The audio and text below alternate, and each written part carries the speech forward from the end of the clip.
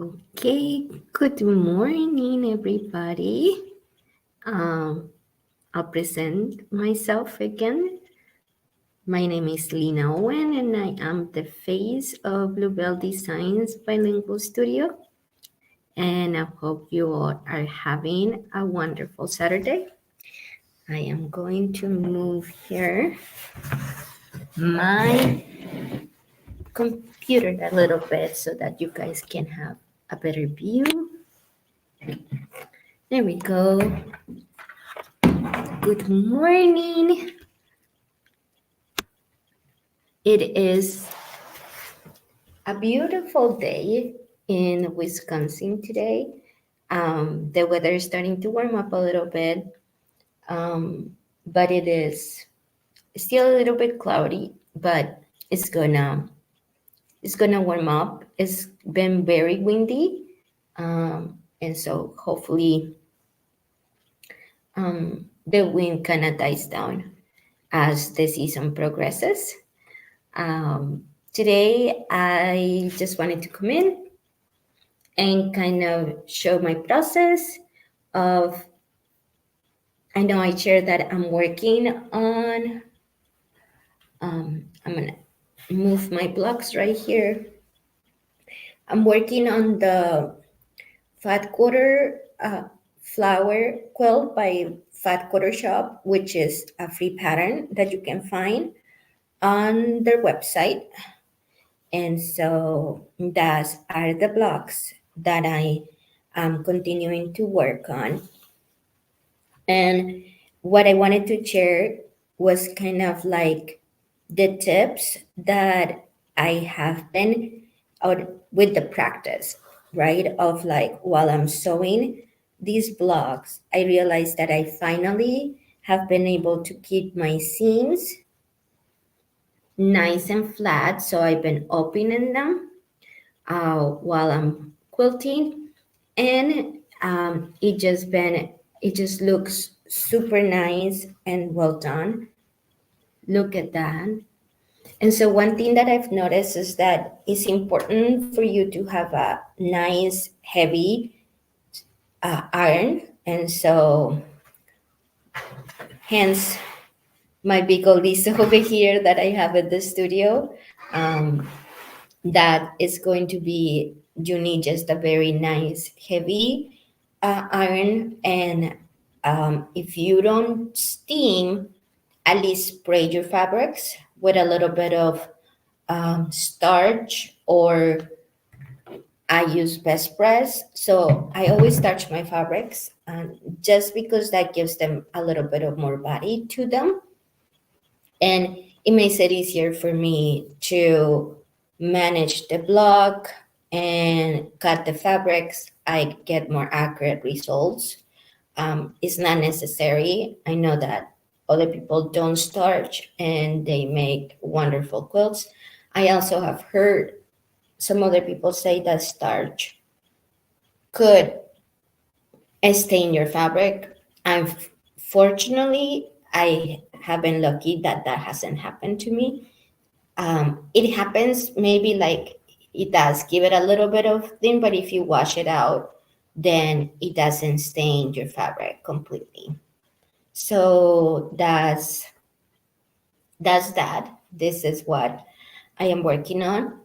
And so I am kind of, so I have this other block that I have not, and so I joined them together. So I have not pressed this one. Okay. And so I'm gonna move my squares. Those are, all of these are the different blocks that I still have to sew together. So I'm gonna move my wall small iron here. And so what I'm going to do is I am going to first finger press open my seam like so. And then I'm going to use my best press. I do water it. And so I do kind of like a 60-40 or 50-50, just because it is pricey. Like I buy the big gallon of it, and that's kind of like $40. So it is a bit pricey. So I do water it down a bit, but because I pre-starch my fabrics, it's fine if it's a little bit more watery.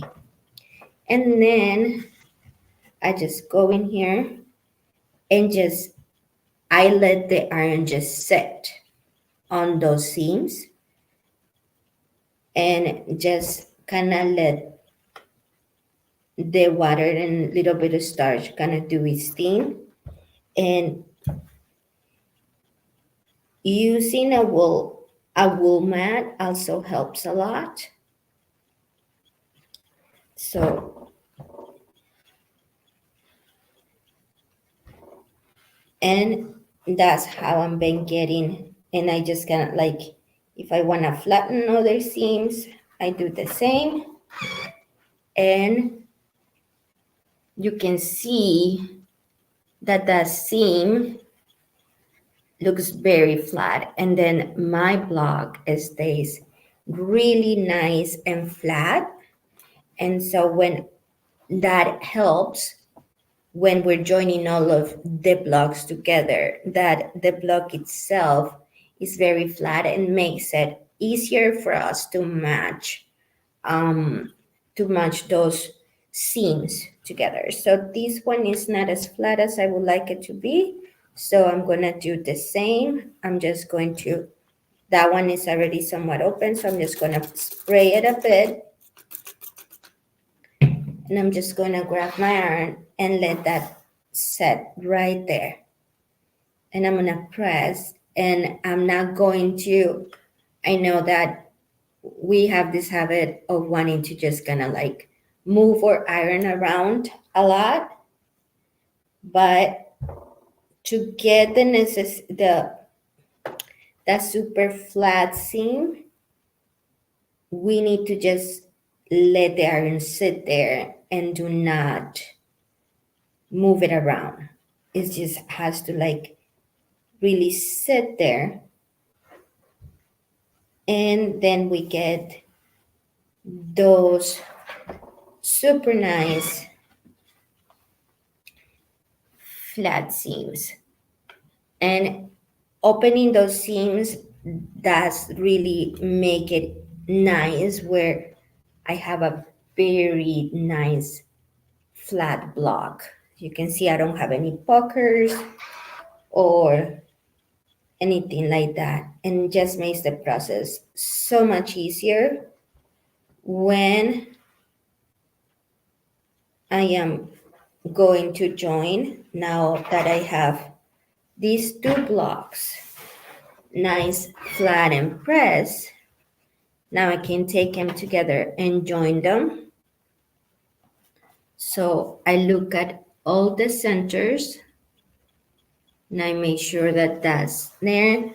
You can use pins or um,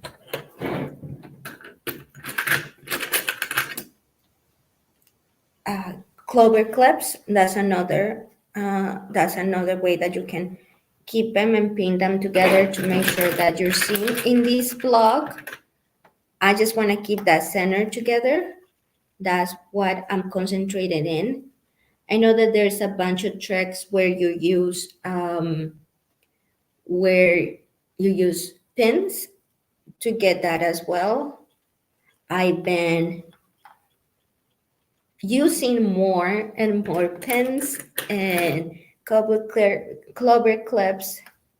So as I get more comfortable into like really working on getting those seams and those blocks like really nice, flat, and just looking kind of like picture perfect, it is possible as long as you're patient and you're trying to find what works for you. So opening my seams and making has helped me to make my quilting and my blocks much flatter.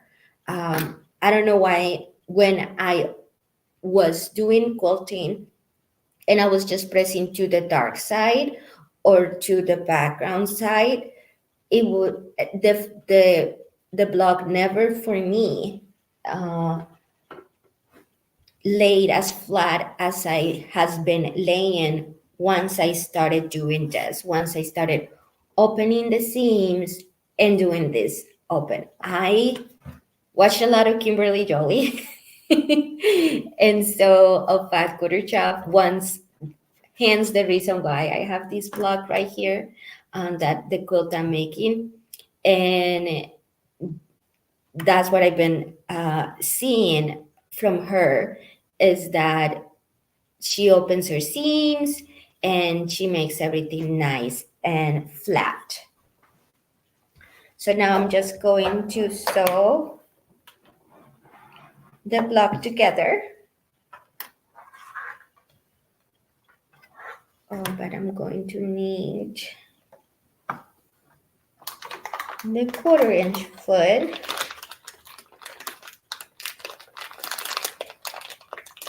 I'm just looking to find my 1/4 inch foot. See if I have one right here. No, that's my zipper. All right, I'm gonna go and grab a 1/4 inch foot. Hold on 1 second.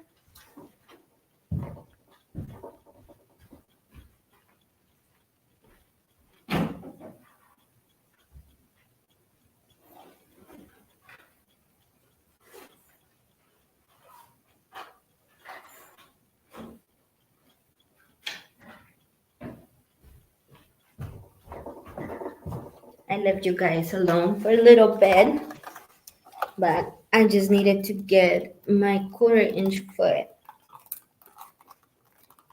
And now I just need to open this up. There we go. And now I'm just going to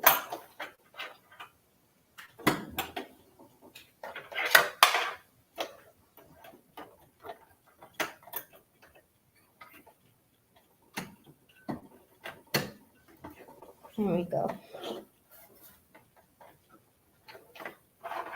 Now I have my 1/4 inch foot. I'm gonna put this to the side. And now I'm going to just keep these nice and together. And we are going to sew this.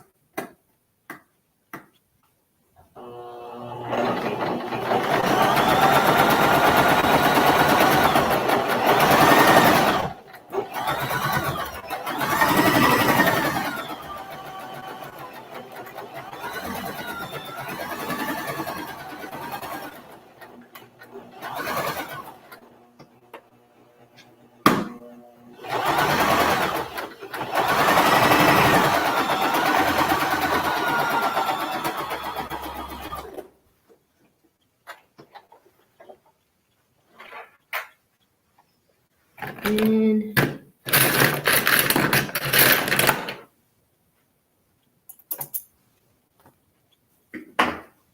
so now I have pressed. Anything that come out perfect, and that's fine.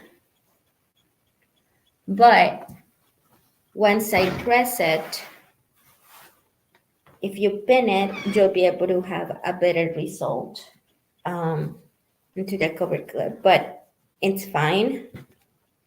It's not too bad. And so then what I'm gonna do is I'm just kind of pressing this a little bit with my fingers. And then I'm gonna go here and just really wet the fabric for that seam. And once that's nice wet, I'm going to just set my iron right there and let it work its magic.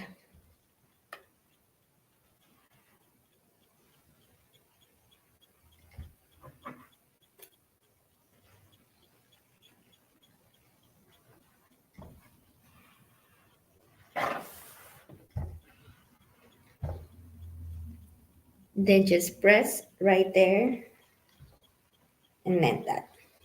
So that was one of the things that I wanted to come and kind of share with you.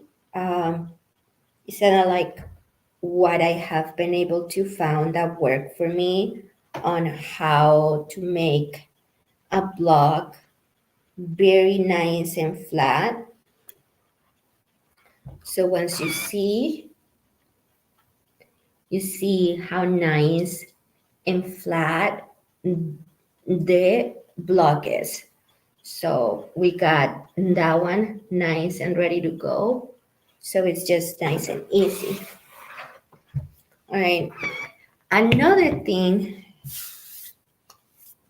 and you just gotta be careful with your cutting mat because it does create moisture when you're using the wool mat, and that could like warp your mat because you're not doing it directly on the cutting mat. You should be safe. It will normally go back to its original state, but just be cautious of like if you're doing it like me, that you might see some wavy things on your self healing cutting mat. Another thing is that starting on Mondays, I am going to be going live every Monday at noon, and we are going to be sewing. So for maybe until we finish that project, so we're gonna start, and I'm gonna start showing how to sew the blockheads, the Moda Blockheads 5. And so I am going to be doing the group 2 of the blocks. And so I'm like super, super excited about it. And I wanted to come up here and kind of show you the fabrics I chose for, I'm still designing, but I am going to go with this one. It's super cute. So that's the background that kind of like shows. And then I got this very pretty fat quarter bundle of, it's called Garden Party by Cherry McCulley for puppy cottons right here, as you can see. And it just has like all of these beautiful blues with like gray hues on them and just very vintagey looking. And I found this my god, I can't think of the name, a batik. This is a batik fabric, and I just think that the two of them combined, it just kind of brings out all of the different colors. As you can see, it has like those soft pinks and peaches and kind of like greens and gentle. So this is going to be the fabric that I'm going to be using for the Moda Blockheads 5. And so this is where I'm going to be making the group 2 of the blocks. And so starting on Monday, I will come here at noon and we'll start working on a block together. So if you want to come and join me, just kind of create and do a little visual of the Moda Blockheads. I'm going to put like reminders on my Facebook page as well as on my YouTube channel, so you can come and join me to work on this. I wanted to use a Moda fat quarter, but in the store that I was in, I couldn't really find one that spoke to me. They didn't have the designers that I was looking for. I wanted to get my hands on the new collection of my So Quilty Life, and it's just so beautiful. Those peachy colors, that very feminine look. I kind of wanted that. And so I was truly looking forward to that, but they didn't have it. And so this was like the closest I could find to kind of that vibe in that store that I was in. And so, but I'm very happy. I think it looks beautiful. I've been wanting to play with the puppy cotton fabrics. And so this is what I'm going to do this weekend. I'm going to go home and I'm going to starch them up, and then I'm going to get ready and we're gonna start working on those blocks. And so I come and I will have pretty much everything pre-cut, and then we'll work on creating one block at a time. And so that's gonna give us a lot of material for a little while during the live, and then I'll think about what else to bring to the table. Any fun patterns. I also saw that Riley Blake had a fun sew along that they have that are also free blocks. So I look into that and see what we can create together in this life, and just gonna you come some with me, and any questions, just show you how my processes of creating the blocks. Wanted to show you from the beginning, kind of like the fabrics I chose, and just gonna get it all ready, all starched up and ready to start sewing the blocks. And the group two of the blocks, I think it's gonna have 25 blocks. So that's gonna make about, I'm gonna make the 12-inch finish blocks, because they have an option on doing a 6-inch or a 12-inch. So I'm going to do the bigger block. And so that's gonna make a quilt around 60 by 60, in a square. And so it will be like a 5 by 5 layout. And then I kind of like, I will pop up pictures and things like that of like how I decide to do the layout. And then I can just show you, put it all together and kind of show you how the rows and kind of like how I sew things together and show you that. So that's kind of like what I have today. I really don't have a class per se on that, but I wanted to show you what I figure out for making the blocks like really, really, really, really flat, and the Moda Blockheads. So I hope that you truly enjoy your Saturday, that you have a wonderful weekend, and that you get out there and stay creative and continue to make beautiful things.